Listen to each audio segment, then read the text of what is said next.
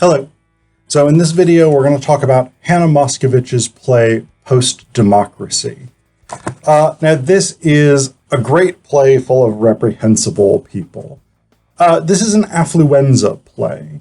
And what I mean by that is there's this idea of Affluenza, which is sometimes conceptualized directly as a disease, sometimes conceptualized as a kind of social maladjustment among the wealthy and privileged. And one of the key components of Affluenza is this idea that you can do whatever you want because your wealth and power insulates you from consequences. And so there's a substantial body of evidence for the wealthy engaging in illicit sexual activity with sex workers, with underage people, sexual harassment, sexual violence, rape, etc., breaking the laws, things like this, and assuming that they will get away with it because they can. And particularly in countries like the US, like Moscovitch's Canada, like the UK, places like this, generally they do. Generally, the wealthy and powerful are able to commit crimes or transgress social norms and go relatively unpunished. And so that's what happens in post-democracy. This idea that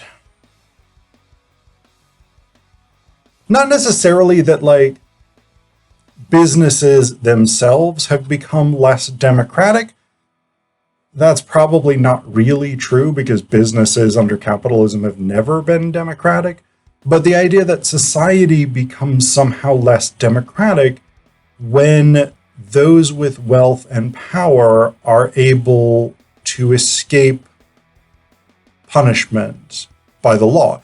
The erosion of the principle of equality before the law, which is a cornerstone of democratic societies going back to 5th century BCE Athens.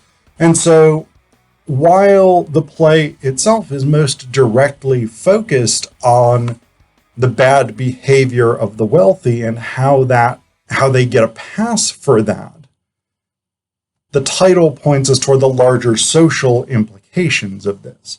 There's a saying that if the penalty for a crime is a fine, then it's only a crime for the poor, or something to that effect. If the penalty is something that you can pay your way out of, then the wealthy are not incentivized not to do that thing, and that principle will become important with this play. So. There are 4 characters in this play, Shannon, Justine, Lee, and Bill. Bill is the CEO of a major international car company. He's in his 60s, and we come to find out over the course of the play that he has lung cancer, and he needs to step down as CEO in order to seek treatment for that. But that really becomes a major point later on. Lee is the COO and Bill's 5th cousin. He is a partier, to put it mildly. He engages in a lot of sort of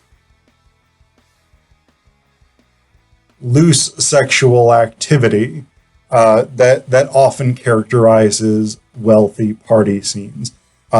He enjoys going to strip clubs. He frequents sex workers, particularly in countries like China or the South American country that this play is actually set in, places where people, particularly women, are often driven into sex work due to lack of other economic opportunities, lack of educational opportunities, things like this.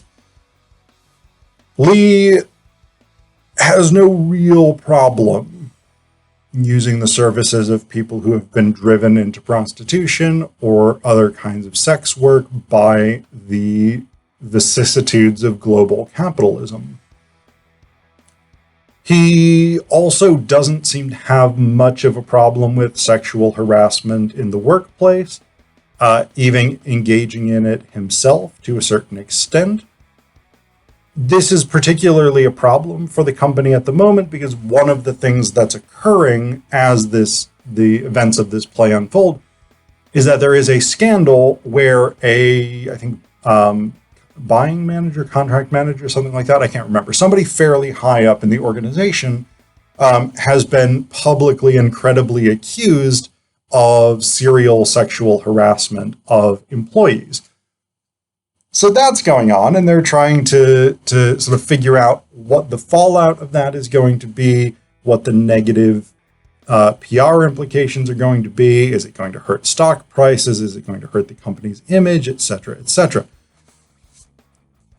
As part of that discussion, Justine, who's the CFO and Bill's daughter, advocates for a change to company culture. That it's the sort of old boys, 1980s, make a ton of money and party hard type culture in which sexual harassment was not only tolerated, but was the norm. Justine advocates for changing that, and she wants concrete steps taken in order to change that. In particular, she does not like Lee because he represents that kind of culture. And so she ultimately wants him removed. And then there's Shannon, who's the director of public relations. She's Justine's friend, but as it turns out, Justine's kind of a shitty friend to her.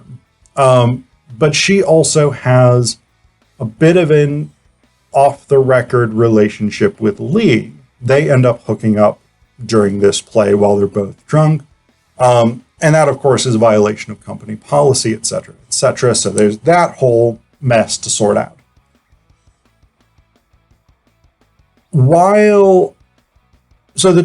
For most of the play, the two sort of major strands that we're sort of following is this deal where Bill's company is looking to buy Sistemas, which is a manufacturing plant in this unnamed South American country. Lee really wants it. Justine opposes it largely because Lee wants it. And Bill is like, hey, financially it's the right thing to do, so probably we're going to do it, regardless of Lee's terrible moral character.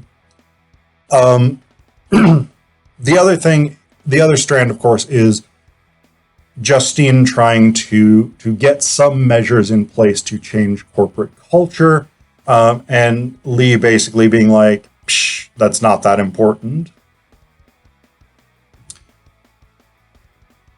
What we come to find out is that Sistemas, this company in South America, sent to actually both Bill and Lee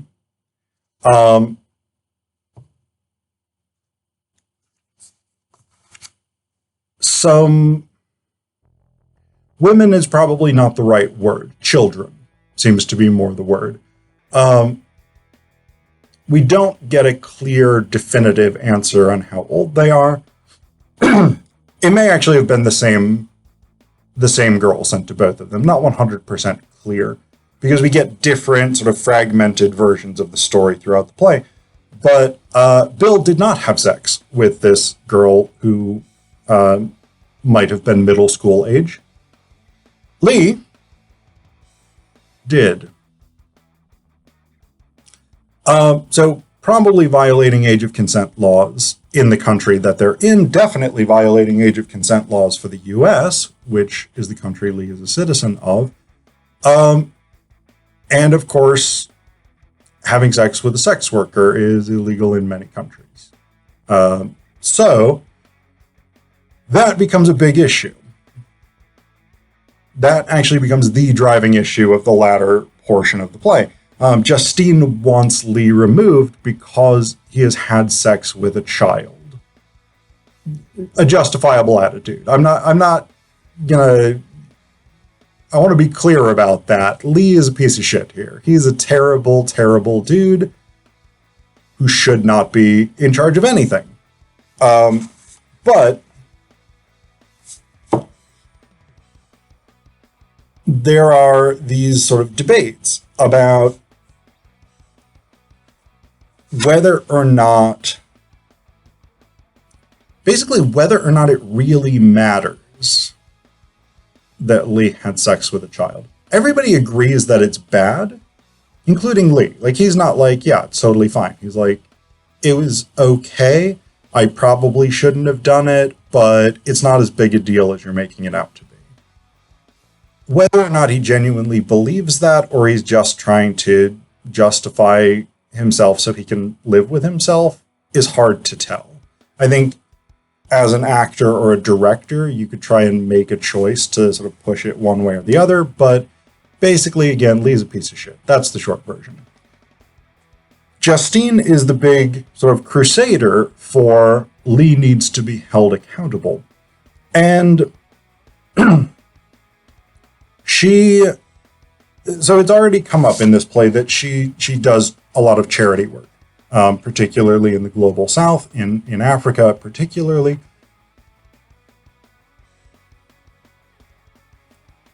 But toward the end of the play, that sort of, hey, I do charity work, I care about bad corporate culture, I want to protect women and girls, etc., starts to come apart a little bit. So we get this interaction, which I think is really, really revealing.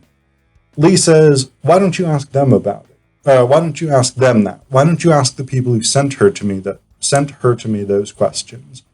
Justine, and she's basically shouting throughout much of this, says, because you should know better. Lee says, then who? Then them? Justine says, yes. Lee says, I should know better than they do. Justine says, yes. Lee says, why? Justine says, you should know better. You were not raised here. You were not raised in these slums, okay? You should know better than these people. And Lee says, these people? Justine says, then these people who have nothing. You have everything. Lee says, she's a third world whore. She fucks tourists. That's what she does. What fucking world are you living in? So what I find really interesting, again, Lee's a piece of shit, no question about that. So the fact that he's just like, yeah, it's fine that I had sex with her, because, so he puts up that front with Justine, whereas with Bill, when it's just the two of them, he's more like, yeah, I'm fucked up here. I made a big mistake. But Lee's attitude is the shitty attitude that he has. That is what it is. But what I find really striking is that Justine, who's supposed to be, based on the way she's presented herself, this sort of caring, conscientious supporter of the downtrodden, still makes an argument like, you should know better. You were not raised here. You were not raised in these slums, okay? You should know better than these people. That, wow. Wowie, wowie, wow. That's a pretty fucking racist argument. And we do find out that Justine is Asian, so she is an ethnic minority in the U.S., in a U.S. company, but clearly the idea that people in X unnamed Latin American country don't know any better than sending American business executives child prostitutes. Wow. That is not an equitable, not a realistic, and certainly not a conscientious attitude to take. That's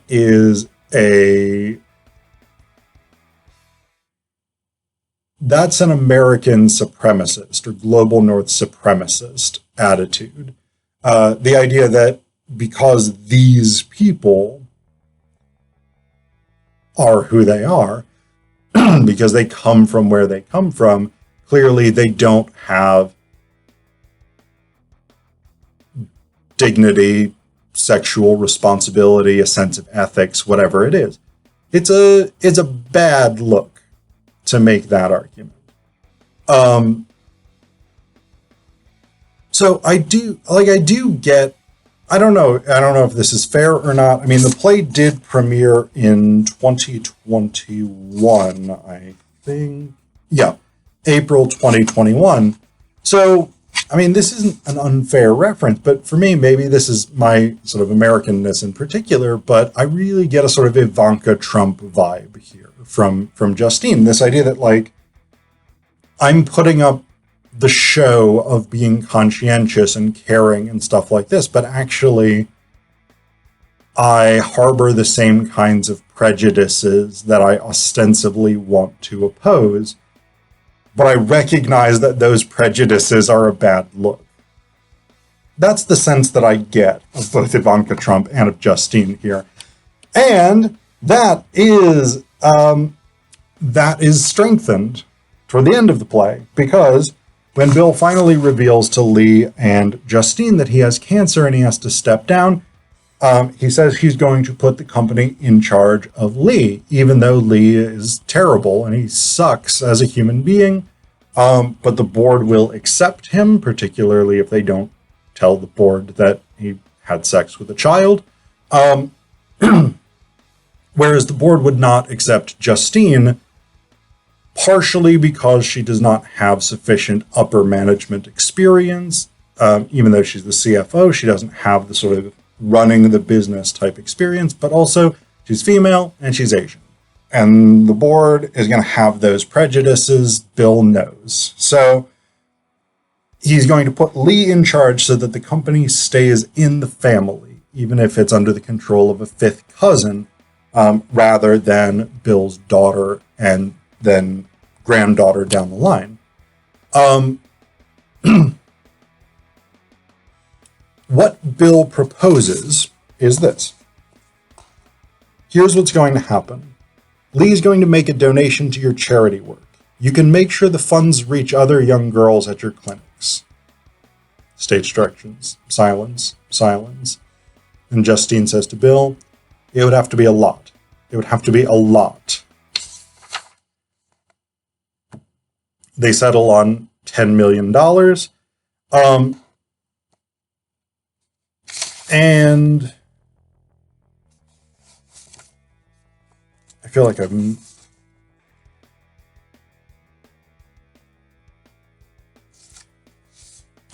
there was another bit here where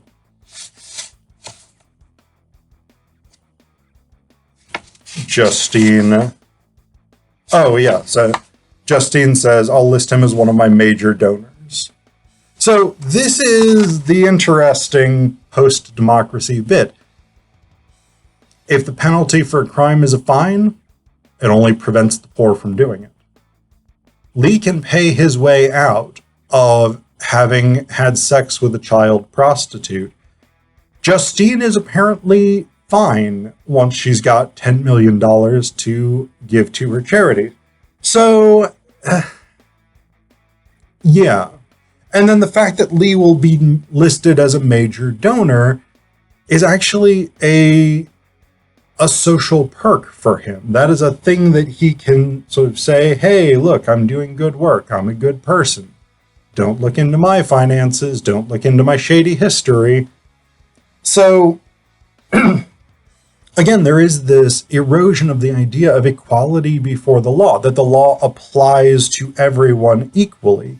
If you commit a crime, you should, in theory, be held responsible. But if you are wealthy enough, if you are powerful enough, if you are connected enough, then you get out without facing any serious consequences from your perspective.